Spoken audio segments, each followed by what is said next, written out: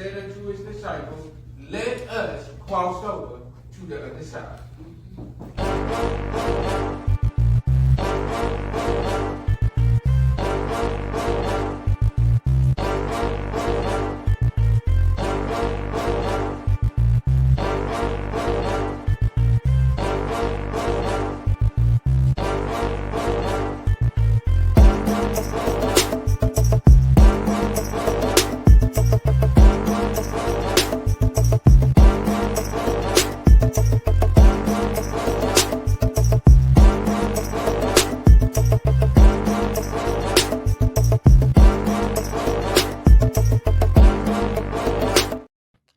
What is up? What is up? What is up, everyone, everyone, everyone? It is another day, another time, and another week for yours and my favorite, and I do mean favorite, Monday night show.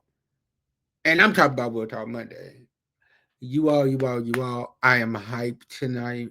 We have this phenomenal powerhouse up in the building with us tonight. You all, literally, this little intro I'm about to give her does not do her justice. This woman has written 4 books. She is a singer. She has lived in Jamaica and she is big on people finding their purpose. And also, she's working on a new project right now. So, what I want y'all to do is welcome to the stage my new friend, Miss Rachel Burrell. So what I want y'all to do is, as this theme song, as her countdown is playing, I want y'all to like, I want y'all to share, I want y'all to tag, and tell everybody that We'll Talk Monday is on. And yo, if you haven't subscribed to our YouTube channel yet, all right, I'll deal with y'all later. Don't worry about it. Don't worry about it. I ain't gonna ask y'all no more. I'm done fooling with y'all. I'm done. I'm done. I'm done. Let's go.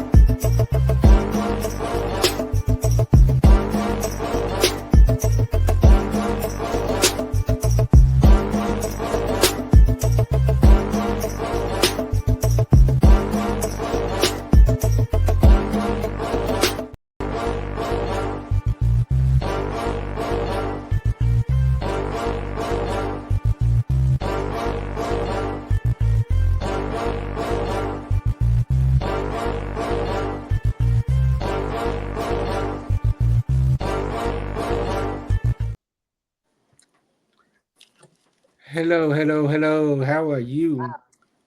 Feeling fantastic. How are you? It is so great to have you on. Thank you very much for having me. I, I'm excited about having you on here. Like, I have been excited ever since you said you would come on here. I've been hyped about having you on here. So, what I want you to do is tell my audience a little more about yourself, because I just gave them a brief synopsis or overview, if you will, of you. So, tell them a little more, and then we're going to jump into this conversation tonight. Awesome. So I consider myself an artist, because uh, I think an artist is someone who creates but also appreciates creations as well. As for me, the way that I create is I write. I write poetry, I write songs. I've written 4 books to date. I sing.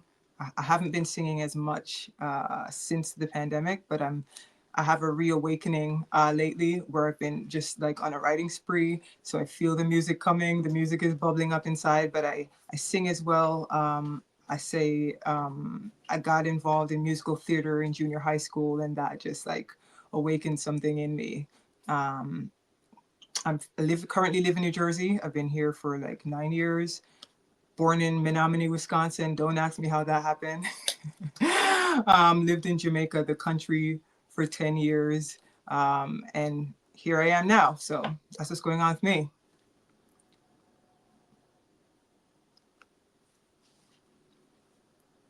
So you was literally born in Wisconsin. Literally born in Wisconsin and left at 2 years old, so know nothing about it. Yeah.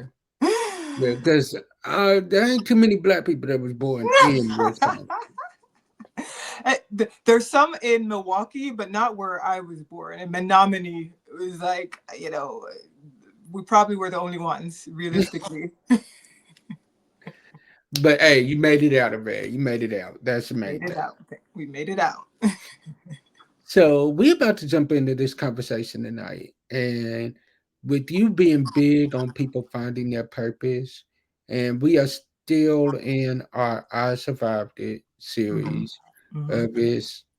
So like I really believe little I will tell you, did this series a while back Hmm. and did it for a couple of months, and I thought I was done with the series.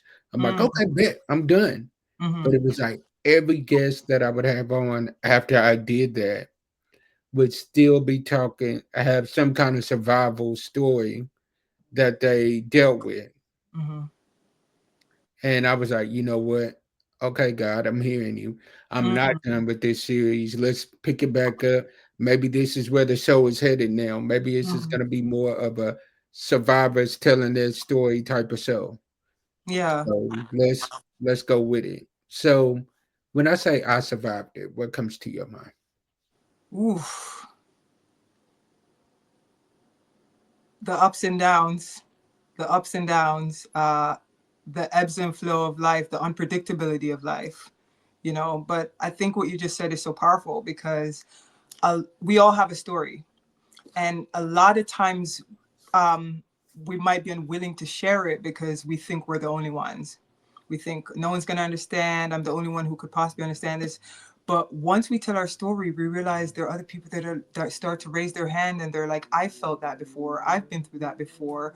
And this is how we help to heal each other through being able to communicate with each other and relate with each other. Because honestly, one of the worst things is to feel alone. One of the worst things is to feel alone, to feel like no one would understand and that you're the only one who's gone through something.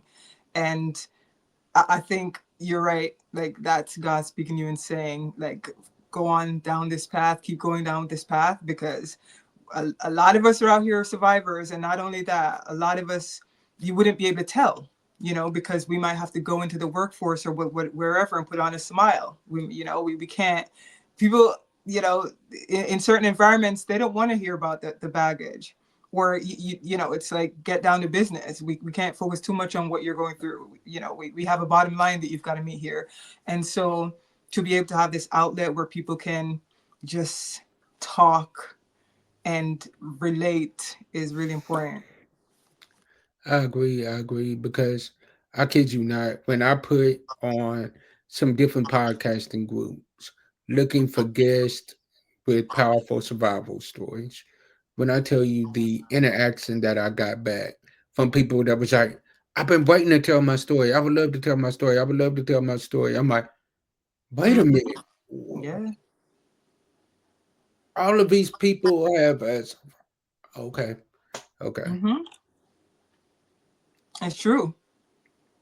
It's true. And like I said, sometimes you never know it from looking at a person. Because I think, like, by nature, I like to be um, laid back Hmm. and create a pleasant environment. So sometimes, even when I'm going through something, I still might be able to crack a joke or just, do something that's not super heavy all the time. And so someone might not be able to know, like, in fact, when I wrote my book, Journey to Purpose, I got really candid about some things. And some people were just like, I had no idea. I would have never known this was going on.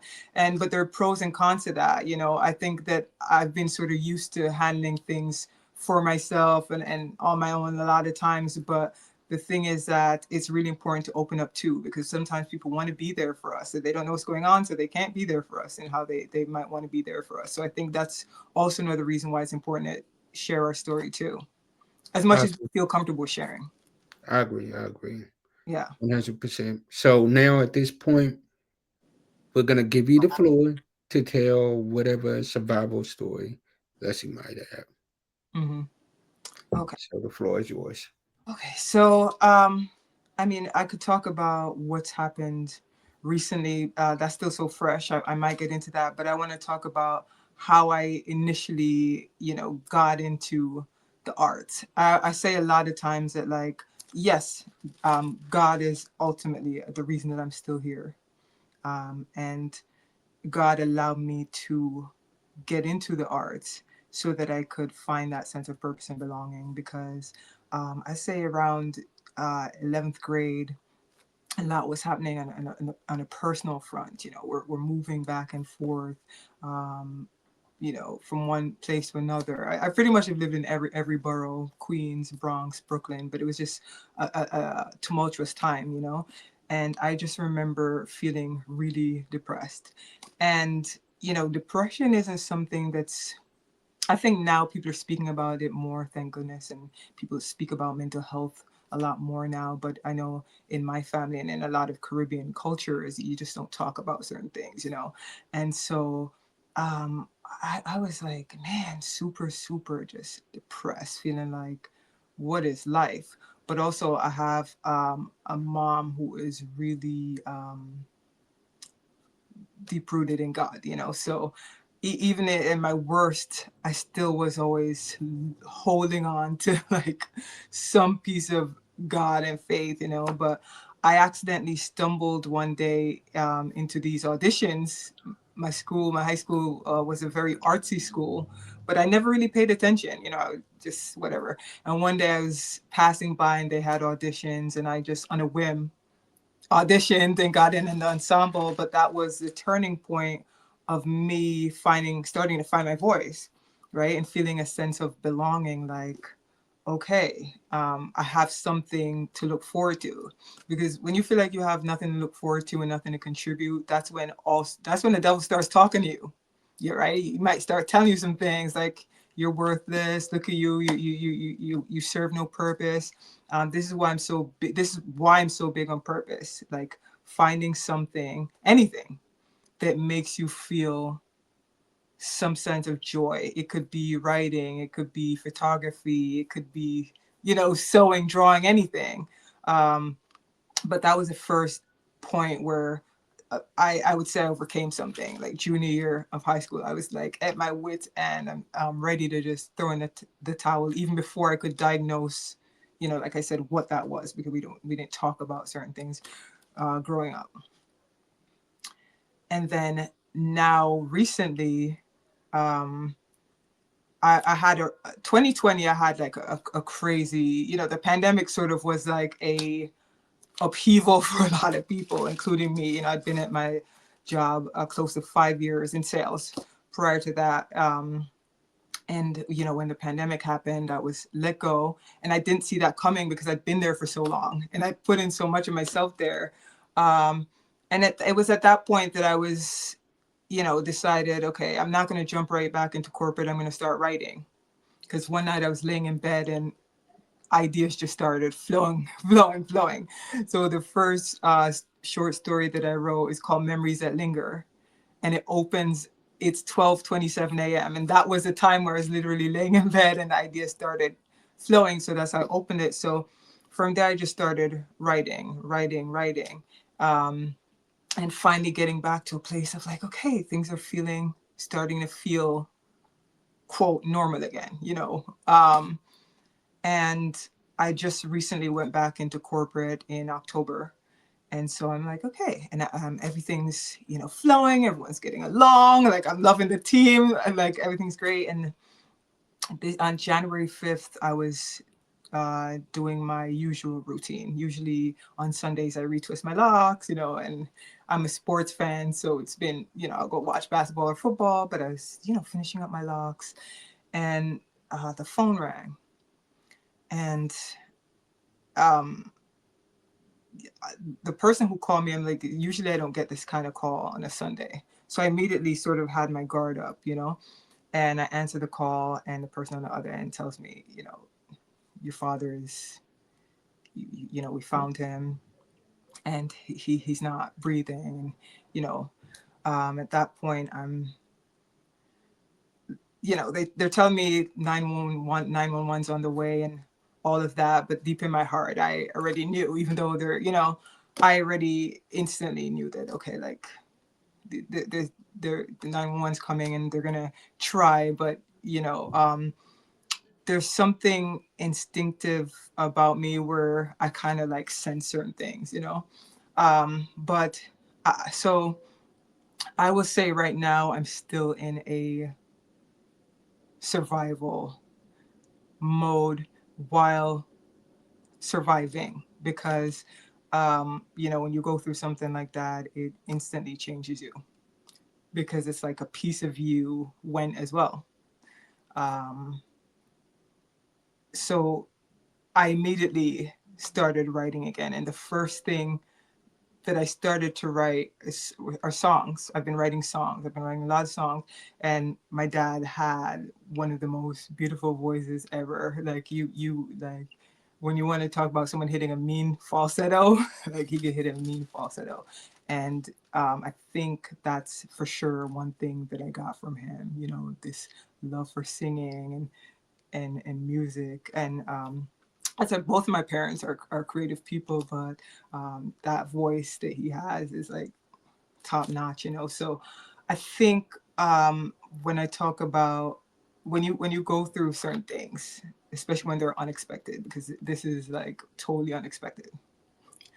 It's totally not something that I was like, okay, maybe some people have, and some people do have an opportunity to prep for certain things. Maybe, they don't know the exact day, but they know something's happening. And I was just completely just not expecting this. So I think when you go through certain things, it's like you're at a turning point, because every day I wake up and I'm thinking and replaying certain things, but also it's ignited something in me to be like, well, I've got to see through whatever goals and dreams that I had. I've got to like see it through now more than ever, and now more than ever, I'm like not only telling myself, you've got a purpose and things to do, but I want to go out and tell other people that you've got things to do. Like you were here in this time and place for a reason, and it could go just like that. So don't take it for granted and just assume, like, oh yeah, there's tomorrow. And we've all been guilty of that. There's tomorrow. But the thing is that we've got to get to a place where we start focusing on the present and the here and now, and what can I do now, and what kind of impact do I want to make, what kind of impact do I want to leave. But when you go through something so traumatic, it's either going to destroy you, or you've really got to look yourself in the mirror and say, I'm going to survive. I'm going to survive. I'm not going to let this. Because I was just telling my mom, like today, like it's heavy, like because the thing is, you start replaying certain conversations, you start replaying the last conversation, you start, maybe blaming yourself for certain things, even if it's justified or not. There are these things that happen. So sometimes, even as the storm, you're in the middle of the storm, you just got to keep doing everything in your power to keep your head above water until it recedes. And that's what I would tell everyone is that, I think everyone knows that there are ups and downs in life, and some of us, have experienced more than others in terms of certain things. But at the end of the day, um, we make up our mind. We tell ourselves, like, I'm going to survive this, and I'm going to use this to be better and to do more for myself, but for those around me, you know? You said so many powerful things right there. There's so much I could pick up on that. But one I really want to pick up on was where you said you can survive it, or you can let it take you out. Mm-hmm. And a lot of people are going through survival mode, Mm-hmm. and they're not really sitting there and dealing with their emotions. Yeah. They think pushing the emotions behind them, pushing the feelings behind them is how they're surviving it. No, because the more Mm-hmm. you push them behind, it's gonna be like a ton of bricks. Mm-hmm. And the more you keep pushing it behind, all it's gonna take is one little bitty thing. and it can be the smallest little bitty thing, and you're gonna boom explode, and Yeah. everybody else is gonna look at you like, why are you exploding off of that one little thing? That one thing wasn't that bad. And Mm-hmm. in all honesty, it wasn't even that one thing that made you explode. It was because you done held this in for so long that that one thing was just the straw that broke the camel's back. Exactly. No, you're like spot on because the thing about it is I have been like really private about my family. Like you I don't even think I have any of my family posted on any of my social media, and it's just the only thing that's super sacred to me that I share is my art. And it's because I know the healing power of art and how transformative art could be. But this I realize even with this, I I have to I have to talk because you're right. My initial there are moments when I do try to escape because otherwise it's like a balance, you know, because I don't want when you like think about certain things too much, it can consume you on the one hand. On the other hand, you don't want to completely run away from it. You have to address it. Like even if I put on like music to tune everything out or watch like some of my favorite shows, my mind still goes back to everything. And I'm like, okay, you know what? Let me take these headphones off. Let me and just sit and like feel what I'm feeling. And you're right, you do have to address it because it's like no matter it's going to remind you anyway, it's going to surface anyway, like you just said.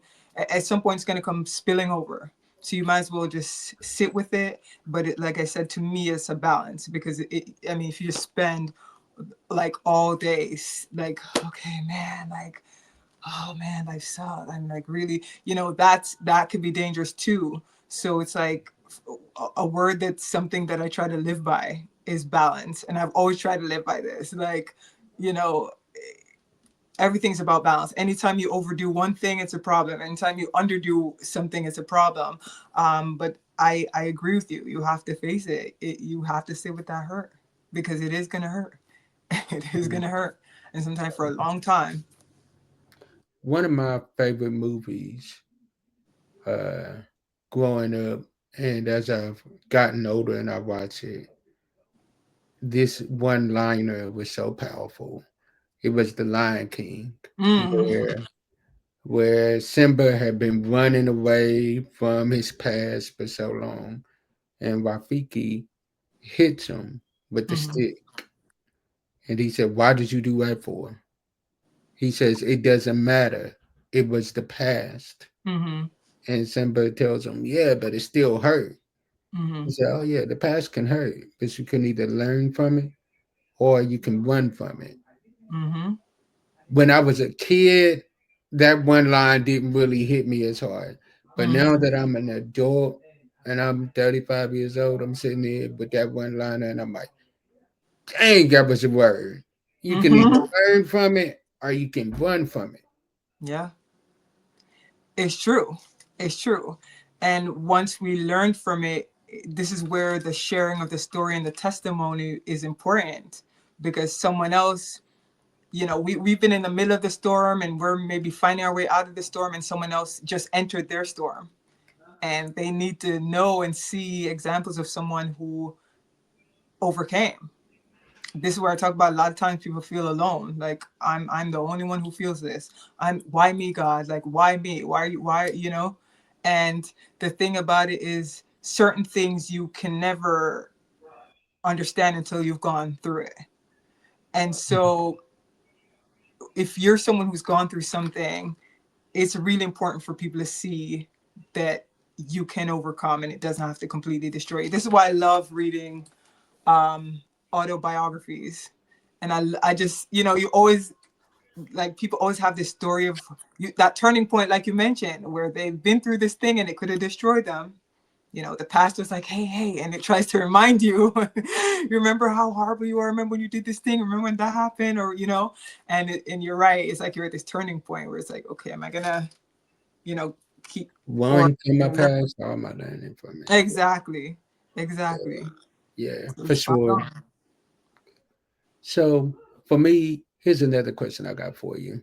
I know you're an artist and Mhm. you're a writer, but what else is there that you do that kind of helps you because I know you also said you love watching sports.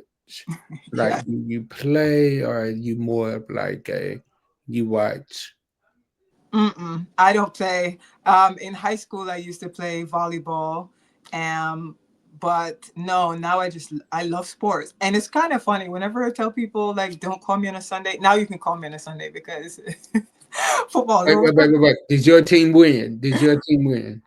Out of the two, I was rooting for the Eagles. Out of the two, but Me and that's you are right here because I yeah, was rooting for the Eagles too. yep. Out of the My two, number it one was. team is the Baltimore Ravens. Oh, I know. I literally was so hurt. I literally was saying I feel like it would have been a lot more competitive if Baltimore was in it.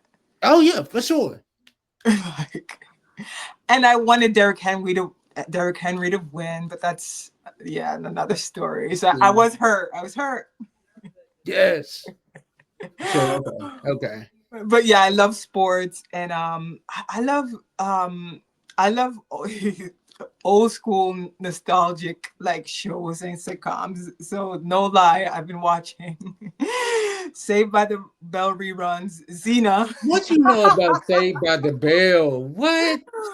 Oh man, I'm telling you, Xena, Saved by the Bell. I've just been on an old school binge lately, but no, I just love those type of nostalgic type of feels. But yeah, I enjoy stuff like that. I enjoy sports. And I enjoy just going to check out other artists. A lot of times I'll go to an open mic and I won't even hit the stage at all. I'll just sit back and enjoy what everyone else is doing, and that's fulfilling in and of itself. So if I'm not performing, I'm just as fulfilled, like uh, listening to someone else. Yeah. See, I'm the same way as a preacher. Like, there's sometimes where, like, even if I'm not preaching, Hmm.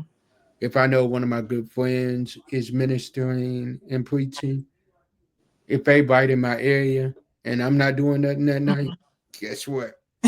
I'm gonna go over there and I'm gonna support them. And Hmm. 9 times out of 10, I'm trying to sit in the back to where like I'm not called upon and I'm not seen. I'm sitting in the back. Like, Exactly. literally, this is so funny because I went New Year's Eve Hmm. to a service. Good Hmm. friend of mine was preaching. So me and another friend of mine was like, all right, let's just go. Let's just go. Hmm. Did not tell him I was coming. I just pulled up. We get there and the service had just got started. Hmm. So me and my friend walk in. The pastor spots me and he spots me. And both of them, Oh. come here, come here. I'm like, dang. So I walk up there and I'm trying to sit down where the other ministers are sitting at. The Mhm. pastor looks at me. He said, get right up here, right on like the front row, right by Mhm. your good friend. I'm like, man, I'm just trying to sit back in the back, not be seen, just chill for the Mhm. night. I'm not trying to be a front, but Yep. it's one of those things where for me, I don't have to be in the spotlight. Mhm. Yeah. Watching somebody else shine and watching somebody else get an opportunity to spread their gift and share their gift, I'm rooting for them harder than I'm rooting for myself. Mhm. Yeah, it's a beautiful thing. That's what it's about. It's like we're here like to community is important, and I think that's one thing that it's interesting because I think it depends on where you grow up here. So I would say like growing up in New York is pretty much where I grew up because I came back from Jamaica at 12. We moved there when I was 2 and we came back here at 12 and I went to junior high, high school and college in New York. So it's interesting because there is a sense of community. In Jamaica is very different. Like people have their front doors open and you just could like walk inside someone's house and everyone knows each other. But so that's sort of the train of thought that I still have and carry with me, the sense of community and camaraderie. And it was very important. Like it goes back to again the importance of sharing our story. It's like we need each other. There are certain paths that we do have to walk alone. sometimes we're forced to walk them alone, or sometimes we choose to walk alone. That in that moment it might be better, but ultimately, like, we need each other. That this is why God created people and different types of people and different personalities. Like, we need each other. And so I just think, like, going back to what you said, the supporting each other is necessary. We don't need to be, there's enough for everyone to shine and win. And I'm here for that. I'm here for that. And to be honest, that's a part of purpose. That's why purpose is so important, because when you have your assignment, when you step into that thing that you feel God called you to do, you don't have time to compete against the other person. Of course you're going to support them because you're walking in your path, and now you want to either help them find their path, or if they found their path, everyone's in their lane. This is where the purpose is necessary and important. You don't have time to step on someone else's toe, or try to elbow them out of the way, because you already know that you're doing what you're supposed to be doing, you know? Exactly. Exactly. I agree with that 1000%. So, last question I have for you is I want you to leave my followers with some encouraging words. This is going to be called what we call the real talk moment, where you're getting to leave my followers with some encouraging words. And then I want you to tell my followers where they can find you at. Because trust and believe me, you're going to come back. I promise you that. We got to get you back on there. We have. I So appreciate tell my it. followers where they can find you first off, and then leave them with some encouraging words. Okay, so you can find me on Instagram, R the Storyteller, RTHESTORYTELLER, R the Storyteller. On TikTok, Pulse for Purpose. It should be the same name, I understand, but Pulse for Purpose, all one word, PULSEFOR, PULSE. And the encouraging word that I would say is to um,